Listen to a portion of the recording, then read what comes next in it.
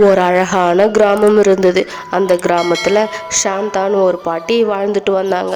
அவங்களுக்கு சின்னதாக ஒரு கருவாட்டு தொக்கு வியாபாரம் இருந்துச்சு. பாட்டி வீட்லேயே கருவாடுகளை சுத்தம் செஞ்சு கருவாட்டு தொக்கு செஞ்சு கடைக்கு எடுத்துகிட்டு போவாங்க.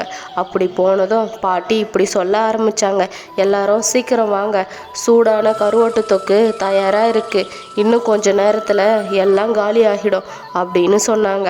அங்கே வந்த ஒரு சின்ன பொண்ணு இப்படி கேட்டா, பாட்டி எனக்கு ஒரு பார்சல் கருவாட்டு தொக்கு கொடுங்க, இதை பார்க்கும்போதே நாக்கில் எச்சி ஊறுது, அப்படி உங்கள் கையில் என்னதான் மாயம் இருக்கோ தெரியல, நீங்கள் செய்கிற கருவாட்டு தொக்கோட ருசி எங்கள் வீட்டில் இருக்க எல்லாருக்கும் ரொம்பவும் பிடிச்சிருக்கு, எனக்கும் இந்த கருவாட்டு தொக்கு ரொம்பவும் பிடிக்கும் அப்படின்னு சொன்னான்.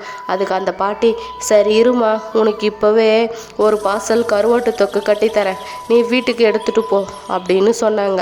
அந்த பாட்டி செய்கிற கருவாட்டு தொக்கு அந்த ஊரில் இருக்க எல்லாருக்கும் ரொம்பவும் பிடிச்சிருந்தது. மண் சட்டியில் செய்கிறதுனால அதோடைய ருசி ரொம்பவும் நல்லா இருந்துச்சு. கொஞ்ச நேரத்திலேயே பாட்டி செஞ்ச கருவாட்டு தொக்கு எல்லாம் காலி ஆகிடும். அங்கே வந்த ஒரு பொண்ணு, அம்மா எனக்கு ஒரு பிளேட் கருவாட்டு தொக்கு கொடுங்க அப்படின்னு கேட்டா.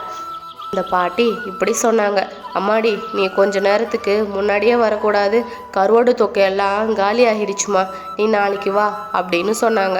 இப்படியே 2-3 மாதங்கள் போச்சு. ஒரு நாள் அந்த பாட்டி இப்படி யோசிச்சாங்க, நம்மக்கிட்ட இவ்வளோ பணம் இருந்து என்ன பண்ணுறது, இந்த வயசான காலத்தில் நம்ம தனியாக இருந்து கஷ்டப்பட வேண்டியிருக்கு அப்படின்னு யோசித்து ரொம்பவும் கஷ்டப்பட்டாங்க. மறுநாள் காலையில் சந்தைக்கு போய் கருவாடு வாங்கலான்னு முடிவு பண்ணி பாட்டி நடந்து போய்கிட்டு இருந்தாங்க. அப்போ மரத்துக்கடியில் ஒரு பொண்ணு நின்று அழுதுகிட்டு இருந்தா. அதை பார்த்த பாட்டி இப்படி கேட்டாங்க, யாருமா நீ, எதுக்காக இங்கே நின்று அழுதுகிட்டு இருக்க அப்படின்னு. அதுக்கு அந்த பொண்ணு, என் பேர் தேவி பாட்டி, நான் எங்கே போகிறதுன்னு தெரியாமல் தான் இந்த மரத்துக்கடியில் நின்று அழுதுகிட்டு இருக்கேன் அப்படின்னு சொன்னான். அந்த பாட்டி அவளை வீட்டுக்கு கூட்டிகிட்டு போனாங்க. இப்படி சொன்னாங்க, அம்மாடி நீ இந்த பாட்டி கூடயே இருக்கியா, நான் தனியாக தான் இருக்கேன், உனக்கு விருப்பமா அப்படின்னு சொல்லி கேட்டுக்கிட்டு இருந்தாங்க. அதுக்கு தேவி இப்படி சொன்னான், என்ன பாட்டி இப்படி கேட்டுட்டீங்க, எனக்கு சாப்பிட சாப்பாடும் கொடுத்து தங்குறதுக்கு இடமும் கொடுத்துருக்கீங்க, அது மட்டும் இல்லை அன்பாவும் பார்த்துக்கிறீங்க, நான் இங்கேயே இருக்கேன் அப்படின்னு சொன்னான்.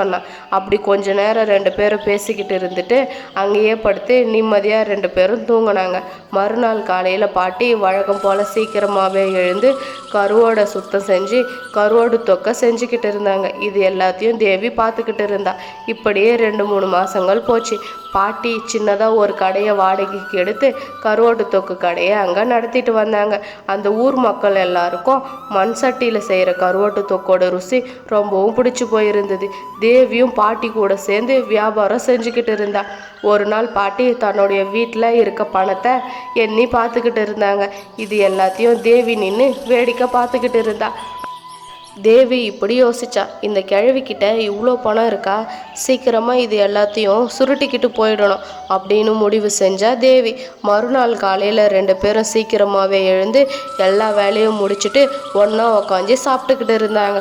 ஒரு நாள் சாந்தாவோட தோழி சரோஜா இப்படி கேட்டாங்க, என்னடி சாந்தா, உன் வீட்டுக்கு ஏதோ ஒரு பொண்ணை கூட்டிகிட்டு வந்து வச்சுருக்கேன், நான் இப்போ தான் கேள்விப்பட்டேன், என்ன இதெல்லாம் அப்படின்னு கேட்டுக்கிட்டு இருந்தாங்க. அதுக்கு சாந்தா, ஆமாம் சரோஜா, அந்த பொண்ணுக்கு யாரும் இல்லை, நானும் தனியாக தானே இருக்கேன், அதான் என் கூடவே வச்சிருக்கேன் அப்படின்னு சொன்னாங்க. அதுக்கு சாரதா, சரி சாந்தா, உன்னுடைய விருப்பம், பார்த்து பத்திரமா இருந்துக்க, எனக்கு நேரம் ஆச்சு, நான் கிளம்புறேன் அப்படின்னு சொல்லிட்டு அவங்க அங்கேருந்து கிளம்பிட்டாங்க. கொஞ்ச நாள்லேயே தேவியும் பாட்டியா கூட போய் கருவாட்டு தொக்கு கடையை ரொம்ப நல்லாவே நடத்திக்கிட்டு வந்தா. அவங்களுக்கு வழக்கத்தை விட ரொம்ப அதிகமாகவே லாபம் கிடைச்சி வியாபாரமும் ரொம்ப நல்லாவே போய்கிட்டு இருந்துச்சு. அன்னைக்கு நைட்டு அவங்க 2 பேரும் சாப்பிட்டு முடிச்சுட்டு ரொம்ப நிம்மதியாக தூங்கிக்கிட்டு இருந்தாங்க. தேவி இப்படி சொன்னா, இதுதான் சரியான நேரம், இங்கே இருக்க எல்லா பணத்தையும் எடுத்துக்கிட்டு நம்ம உடனே கிளம்பிடணும் அப்படின்னு முடிவு செஞ்சு எல்லா பணத்தையும் எடுத்துக்கிட்டு போயிட்டான்.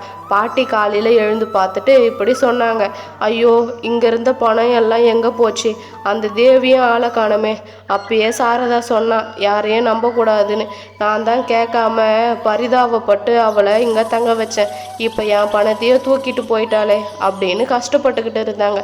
இந்த பக்கம் தேவி நைட்டு நேரன்றதுனால ஒரு மரத்துக்கடியில் படுத்து தூங்கிக்கிட்டு இருந்தா. அங்கே வந்த ஒரு திருடன் அங்கே இருந்த பைய பார்த்துட்டு இப்படி சொன்னான், இது என்ன மூட்டை இங்கே இருக்குது, இதை இங்கேருந்து எடுத்துகிட்டு போயிடலாம் அப்படின்னு அந்த மூட்டையை எடுத்துகிட்டு போயிட்டான். தேவி பாதி தூக்கத்தில் எழுந்து பார்த்தப்போ மூட்டை அங்கே இல்லை. அதை பார்த்ததும் அவள் இப்படி அழுதுகிட்டு இருந்தா. இங்கிருந்த மூட்டையை யாரோ எடுத்துட்டு போயிட்டாங்களே, என்ன பண்ணுறது அப்படின்னு தேவி இப்படி யோசிச்சா. நான் செஞ்சது எவ்வளோ பெரிய துரோகம். அந்த பாட்டி எனக்கு தங்க இடமும் கொடுத்து சாப்பாடும் கொடுத்து என்னை அன்பாக பார்த்துக்கிட்டாங்க. ஆனால் நான் அந்த பணத்தை பார்த்த பேராசையில் அங்கேருந்து அந்த பணத்தை திருடிட்டு வந்துட்டேன். இப்போ அந்த பணத்தை வேற யாரோ திருடிட்டு போயிட்டாங்க. இதுக்கப்புறம் நான் எங்கே போகிறதுன்னு தெரியலையே அப்படின்னு புலம்பிக்கிட்டு இருந்தா. இப்படியே 2-3 மாதங்கள் போச்சு. தேவி எங்கே போகிறதுன்னு தெரியாமல் திரும்ப பாட்டி வீட்டுக்கே வந்தா. பாட்டி, என்னை மன்னிச்சிடுங்க. நான் உங்களுக்கு எவ்வளோ பெரிய துரோகம் செஞ்சுட்டேன். நீங்கள் எவ்வளோ கஷ்டப்பட்டு அந்த பணத்தை சேர்த்து வச்சுருந்தீங்க. ஒரே நைட்டில் நான் அது எல்லாத்தையும் எடுத்துகிட்டு போய் தொலைச்சிட்டு வந்துட்டேன். என்னை நீங்கள் மன்னிச்சிடுங்க பாட்டி. இதுக்கப்புறம் நான் எப்போவும் அந்த தப்பை செய்ய மாட்டேன். எங்கே போகிறதுன்னு தெரியாமல் தான் நான் திரும்ப உங்கள் வீட்டுக்கே வந்திருக்கேன். என்னை உங்கள் கூடவே தங்க வச்சுக்கோங்க அப்படின்னு சொன்னான். அதுக்கு அந்த பாட்டி, சரி நடந்ததெல்லாம் விடு, பணம் போனால் திரும்ப சம்பாரிச்சுக்கலாம். ஆனால் நீ உன் மனசில் இருக்க இந்த கெட்ட எண்ணத்தை மாற்றி ரொம்ப நல்லவளாக திருந்தி இந்த உலகத்தில் வாழப்பாரு. அதுவே எனக்கு போதும். நான் மறுபடியும் கஷ்டப்பட்டு உழைச்சி அந்த பணத்தை திரும்ப சேர்த்துடுவேன். நீ அதை நினச்சி கவலைப்படாத. நீ தாராளமாக என் கூடவே இருக்கலாம் அப்படின்னு சொன்னாங்க. அதுக்கு தேவி, சரி பாட்டி, உங்களுக்கு ரொம்பவும் நன்றி. நான் செஞ்ச தப்பை உணர்ந்துட்டேன். இதுக்கப்புறம் நான் ரொம்ப நேர்மையானவளாக இருப்பேன். என்னை நீங்கள் முழுசாக நம்பலாம் அப்படின்னு சொல்லிக்கிட்டு இருந்தா. அதுக்கு அந்த பாட்டி, சரிம்மா, இந்த பாட்டி உன்னை திரும்பவும் முழுசாக நம்புகிறேன். நீ ரொம்ப நேர்மையாக இருப்பேன்னு நான் நினைக்கிறேன். நீ தாராளமாக என் கூடவே இருந்துக்கலாம் அப்படின்னு சொன்னாங்க. அப்பத்திலிருந்து பாட்டி கொஞ்சம் கொஞ்சமாக காசு சேர்த்து வச்சுருந்து சின்னதாக ஒரு கருவாட்டு தொக்கு கடையை சொந்தமாக ஆரம்பித்தாங்க. அந்த ஊர் மக்கள் எல்லாரும் வந்து அந்த பாட்டி கடையில் கருவாட்டு தொக்குகளை வாங்கி சாப்பிட்டு ரொம்பவும் சந்தோஷப்பட்டுக்கிட்டு இருந்தாங்க. அவங்க வியாபாரம் நல்லாவே போய்கிட்டு இருந்துச்சு. இருந்து தேவியும் பாட்டியும் ஒன்றா வியாபாரம் செஞ்சு அவங்களுடைய வாழ்க்கையை சந்தோஷமாக வாழ்ந்துட்டு வந்தாங்க.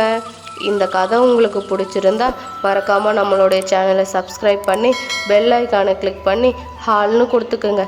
நம்ம இன்னொரு வீடியோவில் பார்க்கலாம். பாய்.